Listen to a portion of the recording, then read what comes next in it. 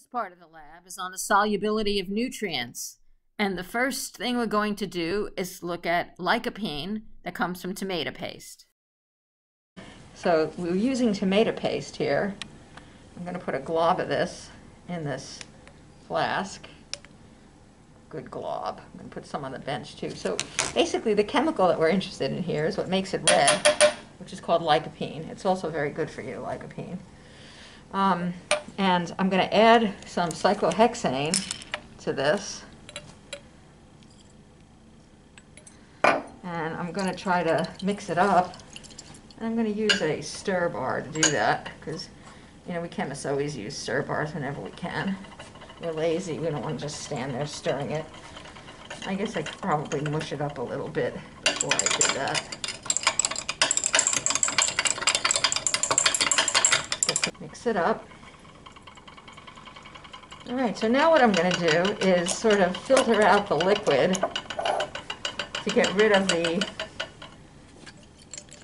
solids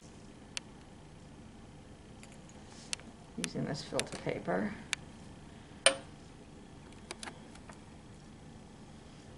There's a close-up here too. It's coming out pretty good. So now what I'm going to do is I'm going to actually add water and probably a little more cyclohexane and stir it very rapidly and then figure out which, you know, water and cyclohexane don't mix from the first part. We're going to figure out which layer the lycopene ends up in. Okay, so we're going to figure out which layer contains the lycopene. And the structure of lycopene is in the lab handout. So you should be able to see why it goes into the layer it goes into based on the structure. We're almost done here with the filtering. Just a little bit left. Most of the tomato paste is in here. I sort of decanted the liquid out. Just going to wait for a few more drops.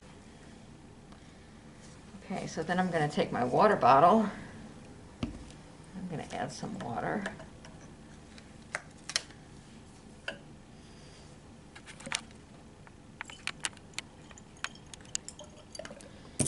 And just to make sure I have enough in there, I'm going to add a little more cyclohexane. And now I'm going to give the lycopene the chance of ending up in the water layer or ending up in the cyclohexane layer. I'm going to mix this very vigorously. So I'm going to give that lycopene, it's going to go into whichever solvent it is more soluble in. So you can see right now the orange color is sort of throughout because it's being stirred very rapidly. But when I turn this off, and you let it stand. Can you see that in the, you could see that the top layer contains, you know, looks red, whereas the bottom layer looks clear. Okay, so what we're going to do is we're going to pour the top layer into a large test tube, and then I'm going to suck out the bottom layer with a pipette, and then we're going to actually take the UV vis absorbance. We're going to measure the absorbance at where lycopene has its maximum absorbance. We're going to take the reading of the absorbance there, and whichever layer gives a greater absorbance is going to be the one that contains the lycopene. Okay, so I'm going to take, this is labeled cyclo, so I'm going to pour the top layer.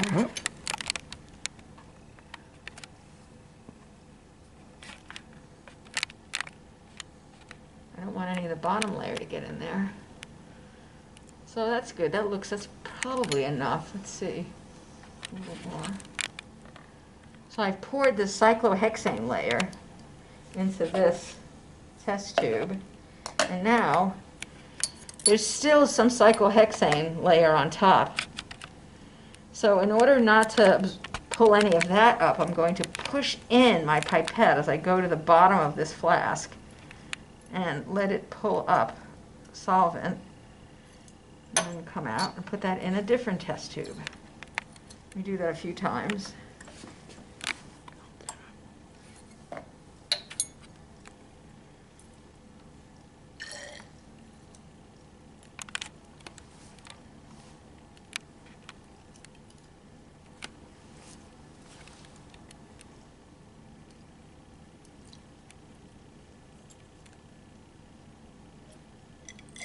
All right, so let me show you what I have here.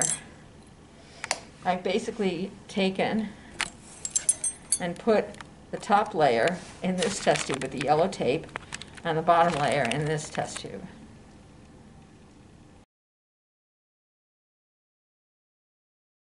All right. Okay, so now what I'm doing is I have my two test tubes that have the cyclohexane layer and the water layer.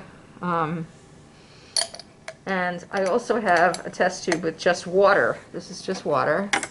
And I'm going to zero it because water doesn't absorb, so I hit the 0 here. And it's blanking out the sample. And now I'm going to put in first the water layer.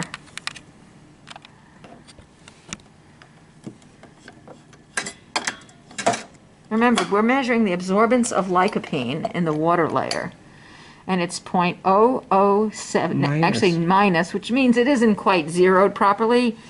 But look at that, there's 2 zeros before the 7. So this is essentially no absorbance. So you could write down negative 0.007. And then here is the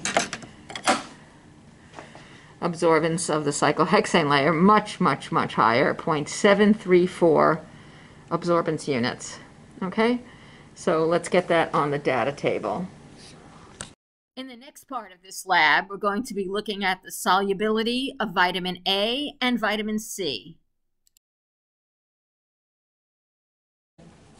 Okay, so now I'm going to do a very similar thing that I did with the tomato paste, or the lycopene tomato paste. And I'm going to test two different vitamins, vitamin C and vitamin A. So basically what this means is I'm going to figure out if we have a mixture of cyclohexane that I'm putting in now and water, which I'm going to put in next, and I put vitamin C in one and vitamin A in the other, where will the chemicals end up? Will they end up in the water layer or in the cyclohexane layer? So there's cyclohexane in there now, and I'm going to put some distilled water in each one as well.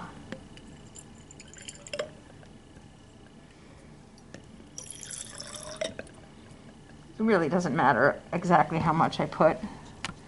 Put a little more in here. Okay, so I've got basically cyclohexane water mixtures. And it says vitamin C here, so I'm going to take this is vitamin C, also known as ascorbic acid. I'm going to put some in there. And I'm going to get my stir bar.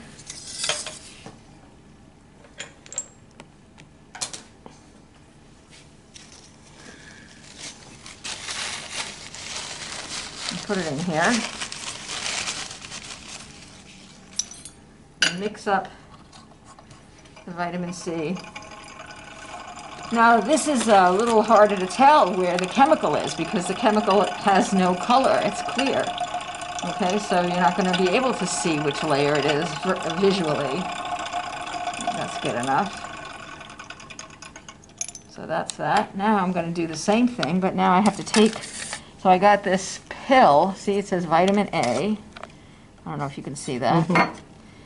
And I'm going to poke a hole in it with a paper clip, very scientific. And I'm going to squeeze this. I don't think I poked a hole. It was a false hole. Oh man, I guess if it comes out the other end, it must be a hole. Man, this is really... I just shot it across the room. There's no more in there. We'll just take another pill of vitamin A. Take another pill. What the heck? I've never seen that before. Now this stuff is very greasy. It's very, now my fingers are all greasy, so. All right, here we go. All right, just a couple of big drops in there. I think that's all it takes. Now, it'd be nice if I had a clean stir, but I don't. You know, if this were a cooking show, they have a whole army of people getting it all ready for us. But this is not a cooking show. And we are not on Food Network, so we have to do our own cleaning up.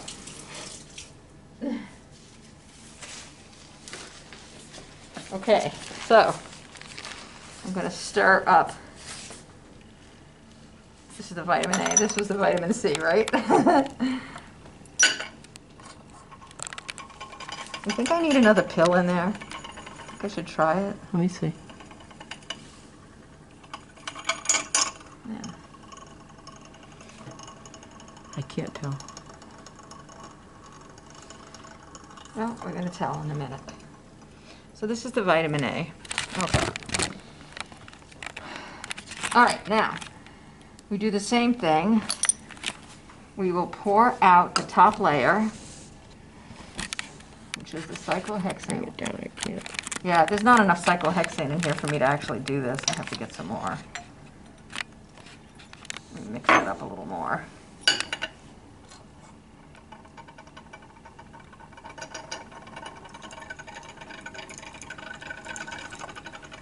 All right, let's see. Sorry. Let's show Settle a little. us what it looks. You see it? Nope. Can't. Oh, I need a dark background and background.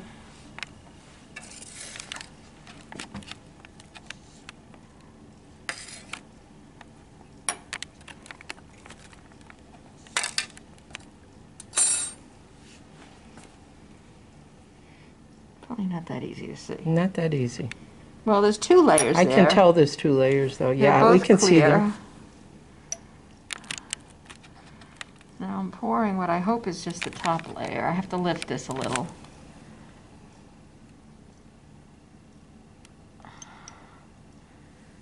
Ugh. I really normally would hold this up at my eye. That looks pretty I good. think that's good. I'm not sure it's enough for the measurement though. For the Yeah, okay, so that is the cyclohexane layer for the vitamin A. Right? Yeah. right. Let me get a pen and write A on this thing. But actually, I also have to keep track of the fact that this is a cyclohexane. So I'm just going to write cyclo. And now I'm going to take a pipette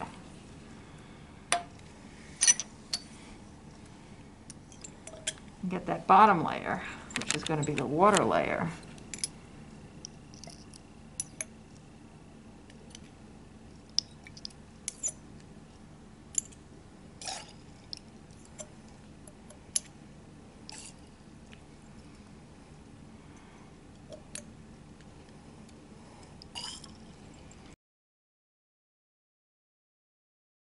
Okay. Okay, so this is a sample of just water. I'm going to zero out the instrument at 340 nanometers. Okay. Stick this water somewhere. Okay, now I have the water layer in here.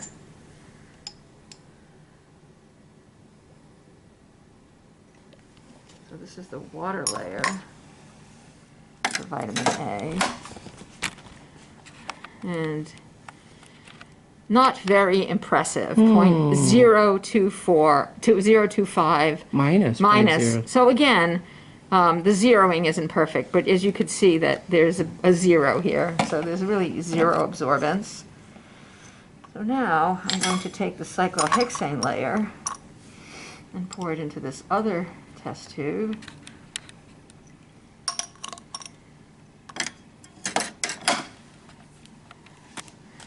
Well, it's definitely greater, 0.12. I probably should have used 2 pills. I might have gotten a little higher absorbance, but clearly 0.025, no absorbance, 0.120, significant absorbance in the cyclohexane layer. So this is the absorbance of the cyclohexane layer.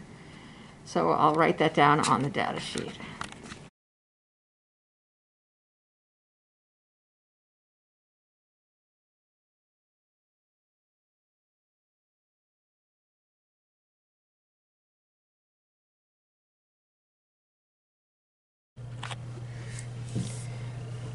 So after I did the vitamin C experiment, I saved the water layer and the cyclohexane layer because I knew that I needed to measure their absorbances with a different instrument, a much more sophisticated instrument than the one that we used for the vitamin A and for the lycopene. That was a very inexpensive tabletop UV vis spectrophotometer. I shouldn't say UV vis, I should say vis. It was only for visible light. But the vitamin C does not absorb visible light. And so the sample has no color. It looks completely clear. And when you look at the cyclohexane layer and the water layer, to the eye, they both look completely clear, as you know, because that's what we saw. So I'm going to show you again what those samples look like. Okay, so here we have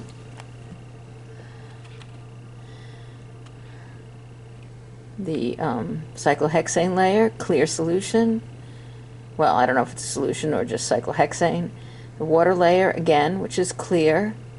And then also we use a reference in this experiment. So basically what we do is we take the spectrum, we basically vary the wavelength and measure how much a sample absorbs compared to a reference that doesn't absorb at all. And so what I'm going to do first is I'm going to take the cyclohexane layer and I'm going to put it next to the reference, and then I'm going to do the water layer. So this is the instrument that we will use for measuring the UV absorbance of the cyclohexane and water layers from the vitamin C experiment. This is the actual instrument. This is the computer that controls it. And I just want to open the compartment holder here to show you where we put the sample. So the reference will go in the first cell, and then the water and cyclohexane layers will go in the next two compartments. So you can actually run 7 samples at the same time using this instrument. It's pretty sophisticated. It's brand new, well, a year old now. Here I'm getting ready to scan. So I hit scan, and now I'm going to choose the wavelengths to use for my scan. So I'm going to choose 250 to 290 nanometers. That's a good range for vitamin C. It's in the ultraviolet range, as I've been saying. And the next thing I'm going to do is go to the part of the software where I choose the number of samples. I've got the cyclohexane layer and the water layer, and they are 2 samples. So I'll change this to 2. I'm going to run against a baseline. That simply means I'm going to run against just pure solvent. And the next slide shows my results. So on top, I have the sample, that's the water layer, and the cyclohexane layer is on the bottom. They're labeled here on this graph, and you could see the enormous absorbance of the water layer as compared to the cyclohexane layer. So you have to ask yourself, what does that say about where the vitamin C is? And also over to the right, you could see some points on the scan at about 283 nanometers. That's where I've chosen to print the absorbance of the sample. So you could see at 283, the cyclohexane layer has this very small absorbance, and the water layer has a very large absorbance. And now the next thing I'm going to do is just show you a summary of the data for these absorbances. So here are the results for the second part of the structure and solubility lab. You'll notice that beta-carotene is listed in addition to the 3 substances that we dissolved. Beta-carotene is basically found in carrots, and we did the same procedure as we did for lycopene. And then we measured the value of the absorbance. So you'll notice that the A values are high in cyclohexane for lycopene, beta-carotene, and vitamin A. But vitamin C has a high value in water. And this has to do with the structure of each of these materials. So that you should look at the structures and look at the structures of cyclohexane and water and think about why that might be.